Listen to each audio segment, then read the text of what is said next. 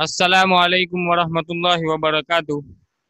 ધોરણ 11 ના વિદ્યાર્થી મિત્રો, આપણે ભૌતિક વિજ્ઞાનમાં ફર્સ્ટ ચેપ્ટર ભૌતિક જગતમાં બે વિડિયો લેક્ચર દ્વારા ઘણી બધી ચર્ચાઓ કરી। એમાં બળોનું એકાકીકરણથી લઈને ન્યૂનીકરણ કોને કહેવાય, કયા કયા વૈજ્ઞાનિકોએ ભૌતિક વિજ્ઞાનને શું આપ્યું એની પણ આપણે ચર્ચા કરેલી। દરેક વૈજ્ઞાનિકોની શોધો વિશે પણ આપણે માહિતી મેળવેલી અને કુદરતમાં ઉદ્ભવતા મૂળભૂત બળો 4 પ્રકારના છે એની પણ સમજૂતી મેળવેલી। ગુરુત્વાકર્ષી બળ કે જે દુનિયાના કોઈ પણ બે પદાર્થો વચ્ચે લાગે, લાંબા અંતરનું બળ છે, આકર્ષી પ્રકારનું બળ છે અને એ દરેક જગ્યાએ લાગી શકે છે, તો એની આપણે માહિતી મેળવેલી। એ નિર્બળ બળ છે। ત્યારબાદ વિદ્યુત ચુંબકીય બળની માહિતી મેળવેલી કે વિદ્યુત ચુંબકીય બળ વિદ્યુત ભારોની ગતિને કારણે અને ચુંબકીય ક્ષેત્રને કારણે લાગે અને એ પણ તમારું પ્રબળ બળ છે। ગુરુત્વાકર્ષણ બળ કરતાં 10⁻36 ગણું તમારું વધારે પ્રબળ બળ છે વિદ્યુત ચુંબકીય। એના માટે આપણે પુસ્તકનું ઉદાહરણ પણ લીધેલું કે પુસ્તકને આપણે જમીન પર ના જવા દેવું અથવા કોઈ પણ વસ્તુ કોઈ પણ પદાર્થને આપણે નીચે ફેંકીએ તો એને રોકી રાખવો હોય તો આપણે હાથ દ્વારા કંઈક બળ લગાડીએ લંબરૂપે, એ તમારું હાથ દ્વારા જે બળ લાગે છે તમારું વિદ્યુત ચુંબકીય બળ છે। આપણા હાથના જે વિદ્યુત ભારો છે અને તમારા પદાર્થના વિદ્યુત ભારો છે એની વચ્ચે જે લાગતું બળ છે તમારું વિદ્યુત ચુંબકીય બળ છે, જે ગુરુત્વાકર્ષણ બળનો વિરોધ કરે છે। એ તમારી વિદ્યુત ચુંબકીય બળની વાત હતી। ત્રીજું તમારું પ્રબળ ન્યુક્લિયર બળ કે જે ન્યુક્લિયસની અંદર લાગે, ન્યુટ્રોન પ્રોટોન વચ્ચે, પ્રોટોન પ્રોટોન વચ્ચે અને પ્રોટોન ન્યુટ્રોન ન્યુટ્રોન વચ્ચે સરખા રીતે લાગે છે, સમાનપણે લાગે છે। એની પ્રબળતા પણ ઘણી વધારે છે, પણ એનો વિસ્તાર ખૂબ નાનો છે કે પરમાણુના ન્યુક્લિયસના અંદરના વિસ્તારમાં જ આ બળ લાગુ પડે। ચોથું બળ તમારું નિર્બળ ન્યુક્લિયર બળ કે જે બીટા કણોના ઉત્સર્જન વખતે જે ન્યુટ્રિનો નામનો કણ બહાર પડે છે એના દ્વારા કંઈક બળ ઉદ્ભવે ઇલેક્ટ્રોન પર, એને કહેવાય નિર્બળ ન્યુક્લિયર બળ। એ તમારી બળોની વાત હતી। આજનો આપણો ટોપિક છે બળોનું એકાકીકરણ। એમ તો ચેપ્ટર અહીંયા પૂરું થઈ જાય છે, તમારું બળોના જે માહિતી છે ત્યાં તમારું ચેપ્ટર પૂરું થઈ જાય છે। આ એક ફકરો તમારો જે લાસ્ટ આપેલો છે એની સમજૂતી આપી દઈએ। બળોનું એકાકીકરણ એટલે શું? તો એકાકીકરણ મેં તમને કીધેલું યુનિફિકેશન। યુનિફિકેશન એટલે કે એક બળ દુનિયાની તમામ વસ્તુઓ સાથે કઈ રીતે સંકળાયેલું છે। સિમ્પલ આપણે ગુરુત્વાકર્ષણ બળની વાત કરીએ તો જમીન લેવલ પર, ભૂલોકની વાત કરું, આપણે જમીન સ્તર પર ગુરુત્વાકર્ષણ બળ જે રીતે લાગે છે, જે નિયમ પ્રમાણે લાગે છે કે m1 m2/r², એ જ રીતે અવકાશીય પદાર્થો માટે પણ ગુરુત્વાકર્ષણનો એ જ નિયમ લાગુ પડી શકે। એટલે આને શું કહેવાય? બળોનું એકાકીકરણ, કે એક જગ્યાએ ગુરુત્વાકર્ષણનો જે નિયમ છે એ જ નિયમ અવકાશીય પદાર્થો માટે પણ લાગુ પડે છે, એને કહેવાય બળોનું એકાકીકરણ। એ જ રીતે વિદ્યુત અને ચુંબકત્વનો જે ખ્યાલ છે કે વિદ્યુત એક અલગ મિકેનિક્સ છે, એક અલગ વિજ્ઞાન છે અને ચુંબકત્વ એક અલગ વિજ્ઞાન છે, પણ ઓસ્ટેડ અને ફેરાડે નામના વૈજ્ઞાનિકોએ પ્રયોગો કરીને એવું સાબિત કરેલું કે વિદ્યુત અને ચુંબકત્વને અલગ નથી પાડી શકાતા, એ બંને એક જ વસ્તુ છે કે વિદ્યુત હોય તો ચુંબકત્વ સંકળાયેલું છે, ચુંબકત્વ હોય તો ત્યાં વિદ્યુત ઉર્જા મળી શકે, તો એને એકાકીકરણ કરેલું કહેવાય। એ જ રીતે ઘણી બધી બળોની તમારી એકાકીકરણ થયેલું છે। જેમ્સ ક્લાર્કની વાત કરું તો વિદ્યુતને ચુંબકીયથી અને પ્રકાશશાસ્ત્રનું એકાકીકરણ કરેલું। એટલે ક્લાર્કે એવું કીધેલું કે પ્રકાશ એ વિદ્યુત ચુંબકીય તરંગ છે, તો પ્રકાશશાસ્ત્ર એક અલગ ડિપાર્ટમેન્ટ છે, અલગ શાખા છે, વિદ્યુત ચુંબકીય એક અલગ શાખા છે। એ બંનેનું એકાકીકરણ જેમ્સ ક્લાર્ક નામના વૈજ્ઞાનિકે કરેલું અને એવું કીધેલું કે પ્રકાશ એ વિદ્યુત ચુંબકીય તરંગ છે। એ જ રીતે અબ્દુલ સલામ, સ્ટીવન વિનબર્ગ અને સેલ્ડન ગ્લેસોવ નામના વૈજ્ઞાનિકોએ વિદ્યુત ચુંબકીય બળ અને વીક ન્યુક્લિયર બળ એ ઇલેક્ટ્રોનિક બળના જ બે પાસા તરીકે જોઈ શકાય એમ કીધેલું। એ જ રીતે સાયમન વાન્ડર મીર અને કાર્લો રૂબિયા નામના વૈજ્ઞાનિકે ઇલેક્ટ્રોનિક બળના સિદ્ધાંતની આગાહીની પ્રાયોગિક રીતે ચકાસણી કરીને એકબીજાને સાંકળેલા।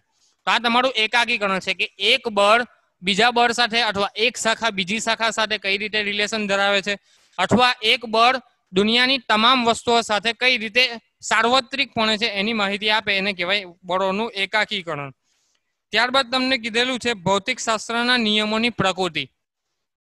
તો ભૌતિક વિજ્ઞાનીઓ વિશ્વનું અન્વેષણ કરે છે, તેમના સંશોધનો એવી વૈજ્ઞાનિક પ્રક્રિયાઓ પર આધારિત છે કે જેનો વિસ્તાર પરમાણુથી પણ સૂક્ષ્મ કણોથી શરૂ કરીને સૌથી મોટા તારાઓ સુધીનો છે। ભૌતિક વિજ્ઞાનમાં સૂક્ષ્મથી સૂક્ષ્મ વસ્તુ લઈને મોટા મોટા અવકાશીય પદાર્થો સુધીનો અભ્યાસ ફિઝિક્સમાં થાય। તો અવલોકનો અને પ્રયોગો દ્વારા તથ્યો શોધવાની સાથે સાથે ભૌતિક વિજ્ઞાનીઓ તથ્યોનો સમાવેશ હોય તેવા નિયમો શોધવાનો પણ અનુમાન કરે છે, પ્રયત્ન કરે છે. ઘણીવાર ગાણિતિક સૂત્રો પણ એને આપે છે ભૌતિક વિજ્ઞાનીઓ. તો જુદા જુદા બળો દ્વારા નિયંત્રિત ભૌતિક ઘટનાઓમાં સમય સાથે ઘણી ભૌતિક રાશિઓ બદલાય. આપણે જોઈએ છે ઝડપ જેવી રાશિ છે તમારી સમય સાથે બદલાય છે. પ્રવેગ છે તમારી સમય સાથે, સમય પર ડિપેન્ડન્ટ રાશિ, સમય સાથે બદલાય. કેટલીક રાશિઓ ભૌતિક વિજ્ઞાનમાં એવી રાશિ છે કે જે સમય પર આધારિત નથી, સમયની સાથે બદલાતી નથી. તો એવી રાશિઓને પ્રકૃતિની સંરક્ષિત ભૌતિક રાશિઓ કહેવામાં આવે છે. એક સવાલ તમને ટૂંકા પ્રશ્નમાં પૂછાઈ શકાય કે પ્રકૃતિની સંરક્ષિત ભૌતિક રાશિ એટલે શું? તો ભૌતિક વિજ્ઞાનની એવી કોઈ રાશિ જે સમયની સાથે અચળ રહેતી હોય, બદલાતી ન હોય, એવી રાશિને પ્રકૃતિની સંરક્ષિત ભૌતિક રાશિ કહેવામાં આવે છે. અવલોકિત ઘટનાઓના માત્રાત્મક વર્ણન માટે સંરક્ષણના સિદ્ધાંતો પણ જરૂરી છે. માત્રાત્મક ગુણધર્મ જાણવા માટે સંરક્ષણ. તો સંરક્ષણના ભૌતિક વિજ્ઞાનમાં મુખ્યત્વે 4 નિયમો છે. એક તો તમારો ઉર્જાનો સંરક્ષણનો નિયમ, એનર્જી કન્ઝર્વેશન લો.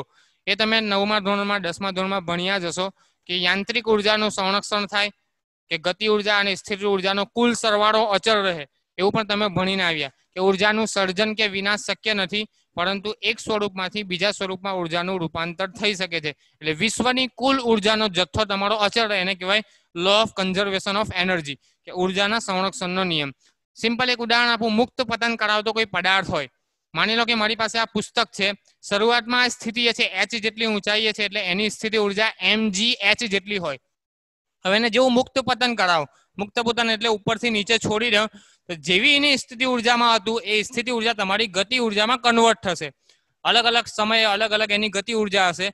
પણ ખરેખર એમ જોવા જઈએ તો આજે આખું તંત્ર બન્યું, તમારું પુસ્તક, એની સાથે મુક્ત પતન અને આસપાસનું વાતાવરણ, એ તંત્રની જે કુલ યાંત્રિક ઉર્જા આવે, યાંત્રિક ઉર્જા એટલે શું? ગતિ ઉર્જા વત્તા સ્થિતિ ઉર્જા, એની જે કુલ યાંત્રિક ઉર્જા હોય એનો સરવાળો તમારો અચળ જ રહેવાનો.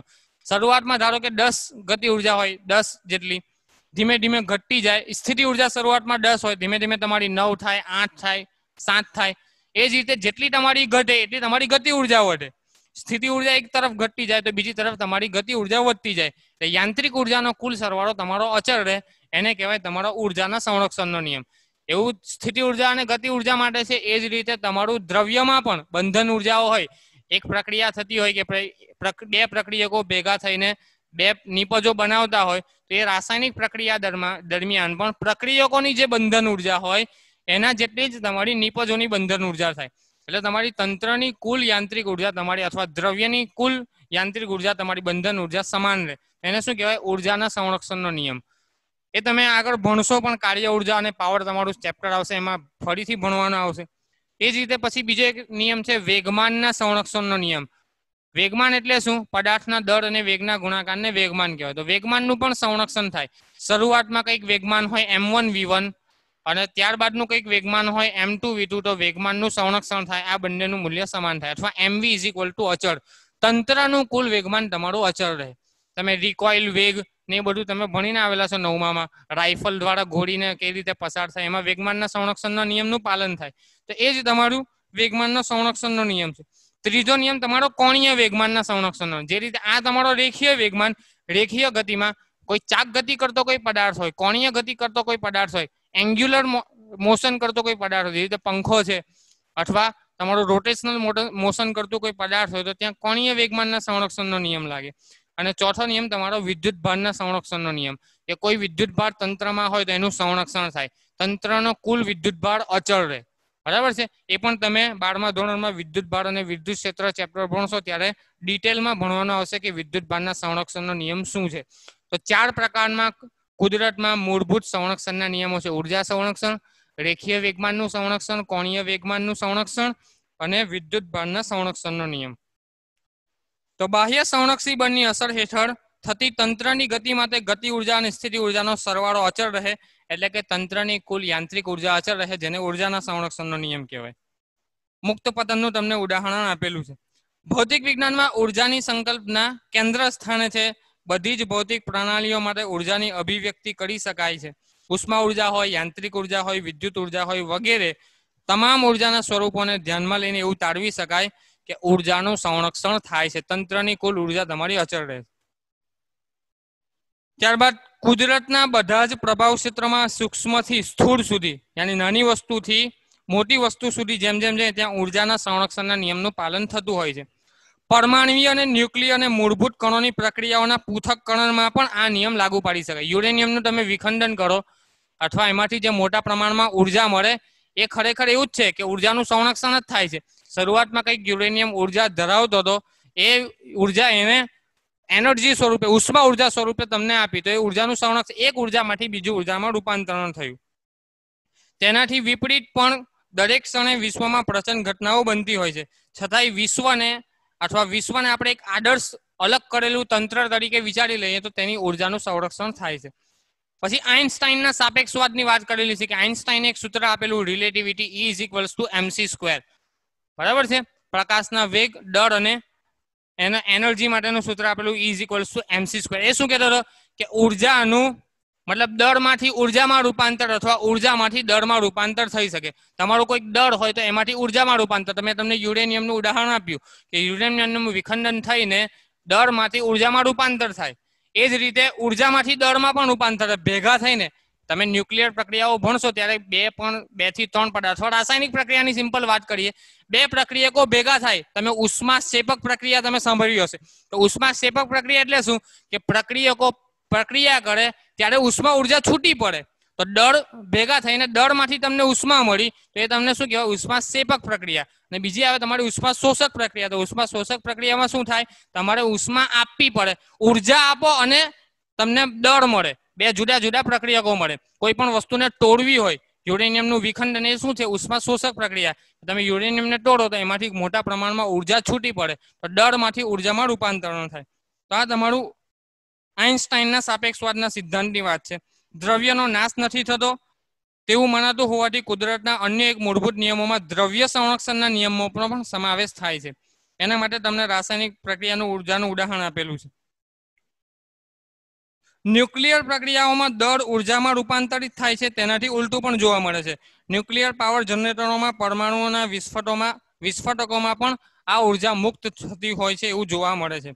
ઉર્જા કેવી રાશિ છે? અદિશ ભૌતિક રાશિ છે, પરંતુ બધી જ સંરક્ષિત ભૌતિક રાશિઓ અદિશ હોવી જરૂરી નથી. અલગ કરેલા તંત્રનું કુલ રેખીય વેગમાન અને કુલ કોણીય વેગમાન પણ સદિશ રાશિઓ છે, અને એનું પણ તમારું વેગમાનનું પણ સંરક્ષણ થાય. જે પણ મેં તમને સમજાવ્યું કે કોણીય વેગમાન અને રેખીય વેગમાનનો પણ સંરક્ષણનો નિયમ છે. કુદરતના સંરક્ષણના નિયમોની સરળતા અને વ્યાપકતા ઉપરાંત તે વ્યવહારિક રીતે પણ ઉપયોગી છે. જુદા જુદા કણો અને પ્રવર્તતા બળોનો સમાવેશ થતો હોય તેવા જટિલ પ્રશ્નોનો ઉકેલ ઘણી વખત ગતિશાસ્ત્ર દ્વારા આપણે મેળવી શકતા નથી, છતાં પણ સંરક્ષણના નિયમો દ્વારા ઉપયોગી પરિણામો મળે છે. એક સિમ્પલ ઉદાહરણ આપું. 2 કાર અથડાય છે. શું થાય છે? 2 કારનું એક્સિડન્ટ થાય છે. હવે તમે નુકસાનનું અનુમાન કેવી રીતે કરી શકો? માની લો કે તમે જોયું નથી એક્સિડન્ટ, કારની ખાલી તમને એવું કહેવામાં આવે કે એક ટ્રક છે ને એક કાર છે, એ બંનેનો એક્સિડન્ટ થાય, તો તમે નુકસાનને કઈ રીતે કે વેગ તમને ખબર હોય, શું ખબર હોય? વેગ ખબર હોય, પણ તમને વસ્તુનું દળ ખબર ના હોય કે કઈ 2 વસ્તુ અથડાઈ, તો એના પરથી તમે નુકસાનનું અનુમાન લગાવી શકતા નથી કે કઈ કારને કેટલું નુકસાન થયું હશે અથવા માનવીને શું નુકસાન થયું. ધારો કે તમને દળ ખબર હોય અને દળ ગુણ્યા વેગ કરો તો તમને P વેગમાન મળે. વેગમાન ખબર પડે તો વેગમાન જેટલું વધારે એટલું નુકસાન વધારે. દળ અને વેગનો ગુણાકાર. માની લો કે 1000 ટનનો તમારો ટ્રક હોય, બરાબર, અને એનો વેગ તમારો 60 કિલોમીટર પ્રતિ કલાકની ઝડપથી ગતિ કરતો હોય, તો m × v કરો તો ઘણું મોટું મૂલ્ય મળે.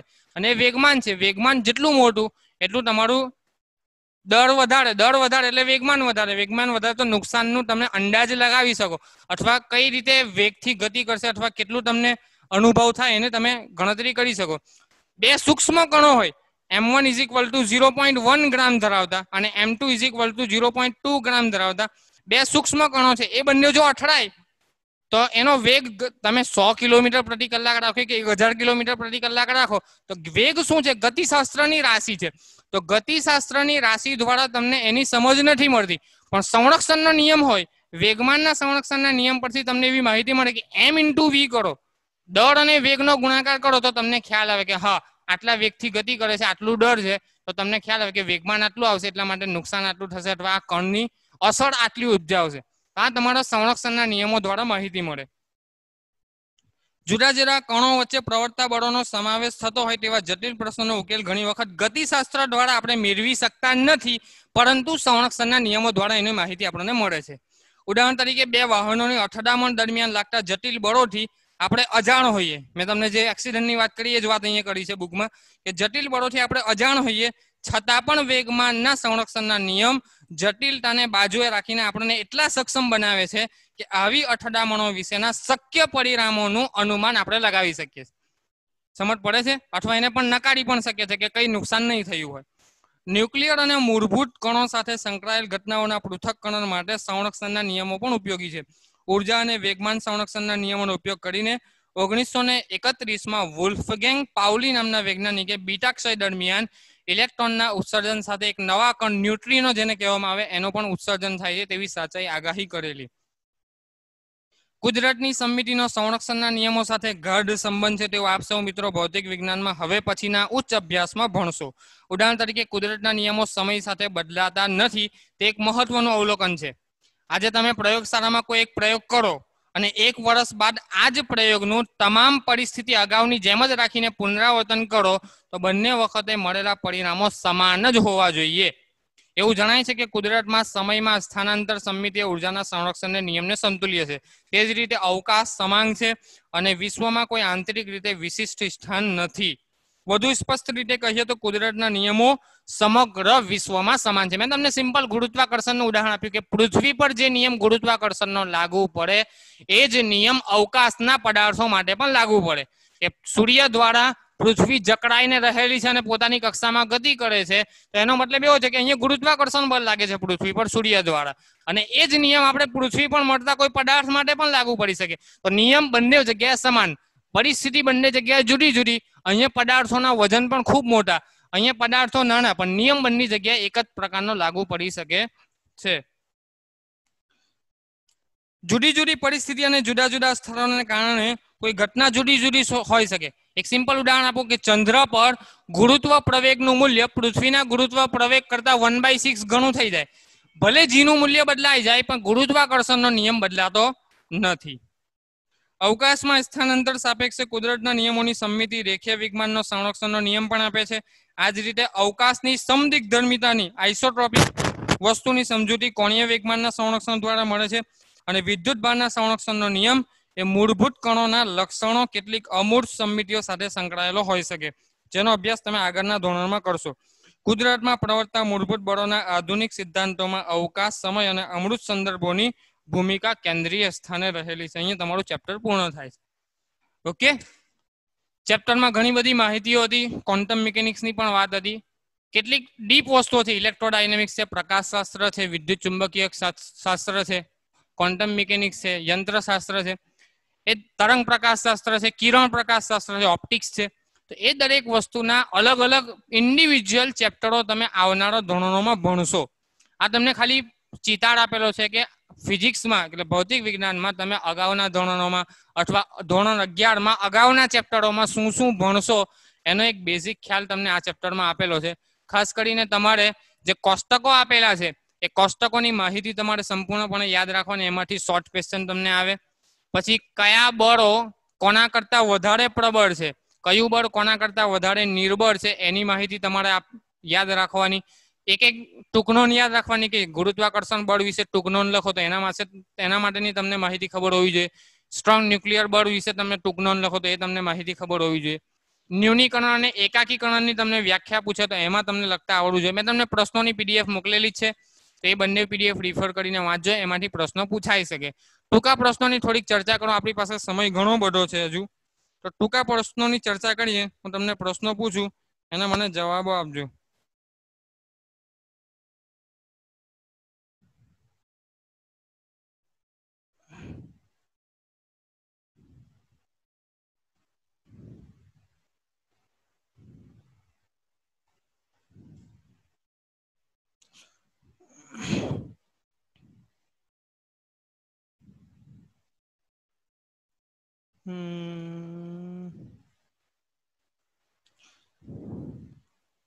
એક સવાલ પૂછું, ન્યુટ્રોન અને પ્રોટોન ખાલી જગ્યા કણોના બનેલા માનવામાં આવે છે. એક વાક્ય મેં ગઈકાલે પણ કીધેલું ભણાવતી વખતે, વીક ન્યુક્લિયર બર્નની જે થિયરી છે એમાં બીટા કણોનું ઉત્સર્જનની વાત કરેલી. તે દરમિયાન મેં કીધેલું કે ન્યુટ્રોન અને પ્રોટોન અથવા ન્યુક્લિયસમાં રહેલા મૂળભૂત કણો એ કોઈક નાના કણોના બનેલા છે. કણનું નામ છે, મને જણાવો. ઓપ્શન બોલું? પોઝિટ્રોન, ઇલેક્ટ્રોન, ક્વાર્ક્સ કે ન્યુટ્રિનો. કોઈને આવડતો હોય તો મને જવાબ આપજો. હા, જેને આવડતો હોય તો મેસેજમાં જવાબ આવે અથવા હાર્ટ ઊંચો કરે તો સાહેબને દેખાય તો સાહેબ અનમ્યુટ કરે તમને.